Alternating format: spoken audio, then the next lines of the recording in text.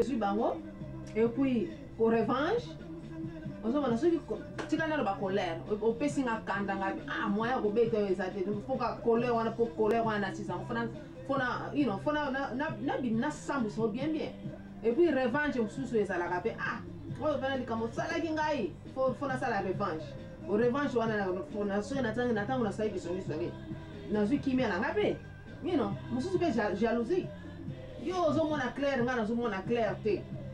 kona samso bien fona samso na nini you know donc eza bongo mususu pona ko diminuer ka bato pona muto la ina likolo po wa kitso na cesse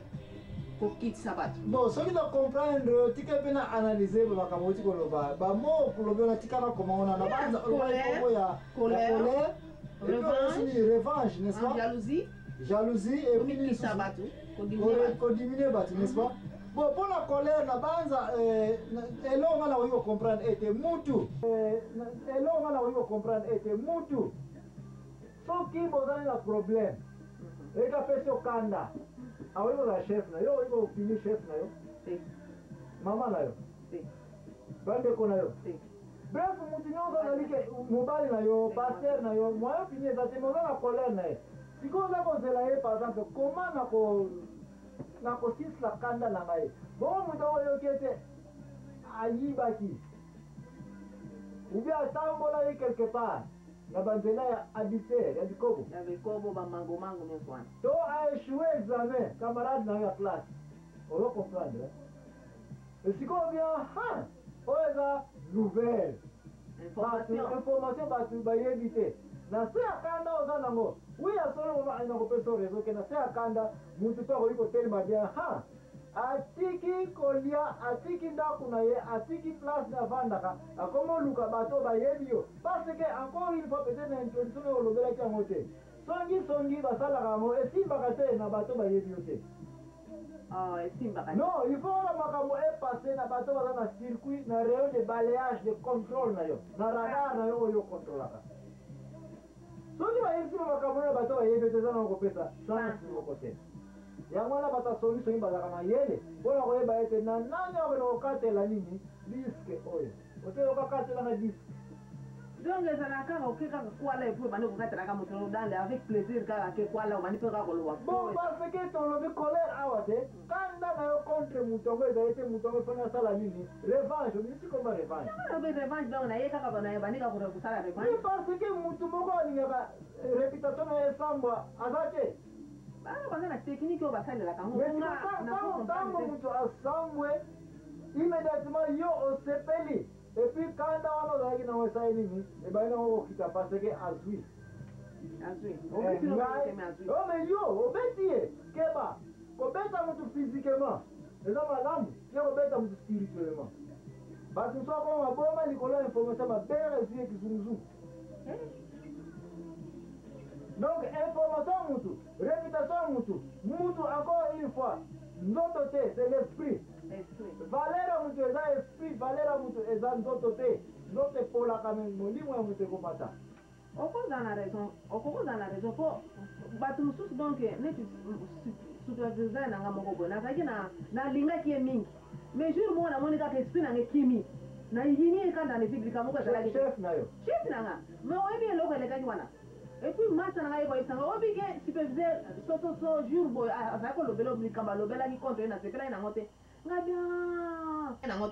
nga bien donc yango donc ser donc idée nanga donc esprit nanga ya mutu ekimika donc po alobelaki ngai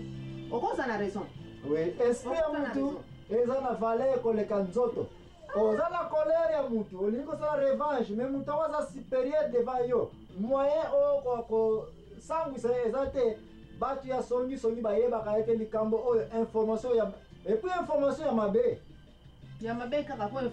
même information ya toujours na information mabe la télévision télévision radio na journal nyonso eyaka toujours na nani ya télévision nyonso epesaka information kitoko ekosala nini bato bakolala bakolinga kotala yango opesaka fatigue avion moko ekweyaki bongo bato ebele bakufaki bato baza sévère mpona kolanda information wana mais okoyoka te avion moko ekumbaki 800 bato ekomaki très bien bakoyoka ngo na télévision non kama so ike koboma bato nde eziki nde akoyekona televizio bitumba mboka te mboka baza kobunda mboka yango mikolo ekomi na première page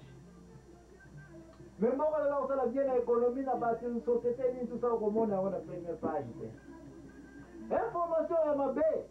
ezalaka toujours lié na songisongi bata songisongi mosala na bango ya koluka information ya mabe ya mutu ya église ya groupe ya place nyonso aza na colère na yango jalousie mpe olobaki ya solo moto amonaka yo kaka olataka bien oliaka bien oza na mituka oza na vie moko bien posé eloko kowelela osali no makambo mabe te mpo olobaki secret te ebaki na korevele secret awa likambo ya secret eza te me likambo ya zuwa ezali awa moto wana aza capable ya koya na cité na société koloba ete oyebi ndenge alataka wana se aza na mamakambo te preuve mpe eza te kaka pa sambo so bien bien bible yango wana aza na zuwa ifo aza kosala nini akitisa yo baza na mituka oyebi ke papa wana na kompani na bango wana ayibaka me bayebi te bango aza na bafere na nanu bokanga ye boye te boni bokangele kaka bote mama ani yo mtoza kopenza émission oyo opesi ngai bamakambo oyo bato basalaka nini misala ya nini ya lakalaka ya songisongi mais mama ani encore une fois nayebi ete bato oyo balingi kovanda na pembeni ya bato oyo bayaka na misala ya songisongi opozanga question koma koevite bango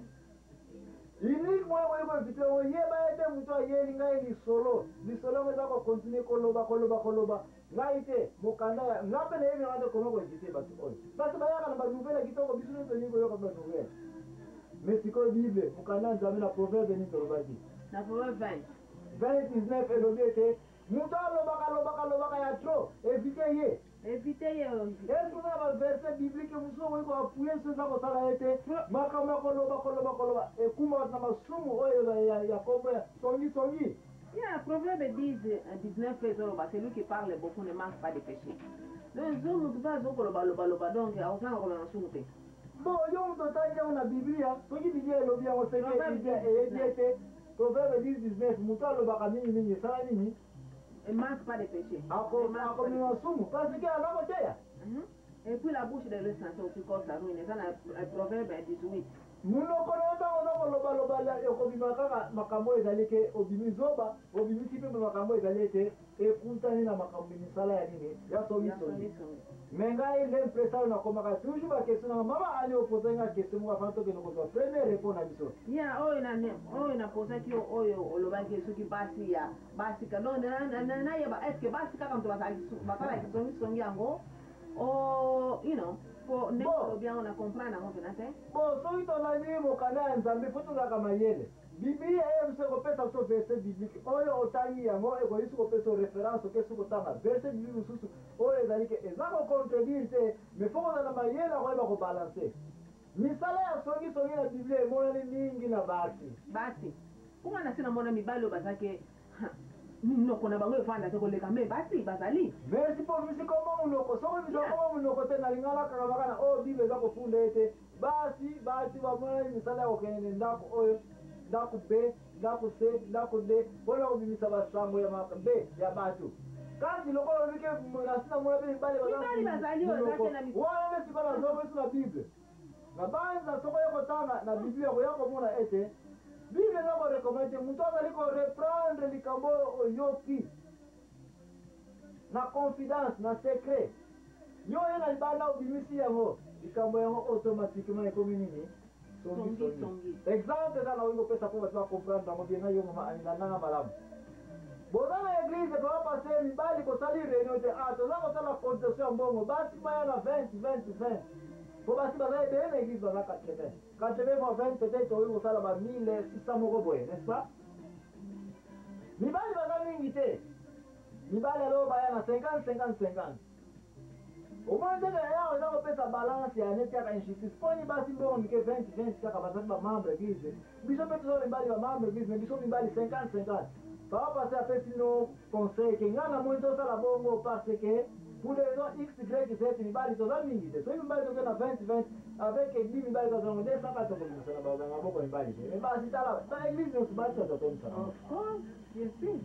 boyokaki c'est vrai basi baza mingi mais bapesa mbongo muke ekobima ya tro basi baya na 20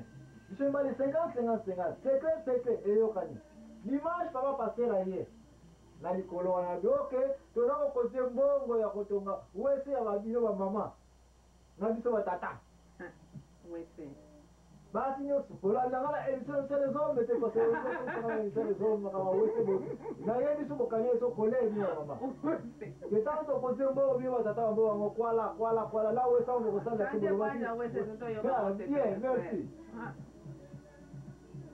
annonce ekoti bato bayokani ke batata 50 bamama 20 yo papa ozalaki na kati ya réunion oyesu na ndako na yo okesu na baba moso oyoyi mpona nini biso batata tokofuta 50 bino bamama 20 mpona boye na boye papa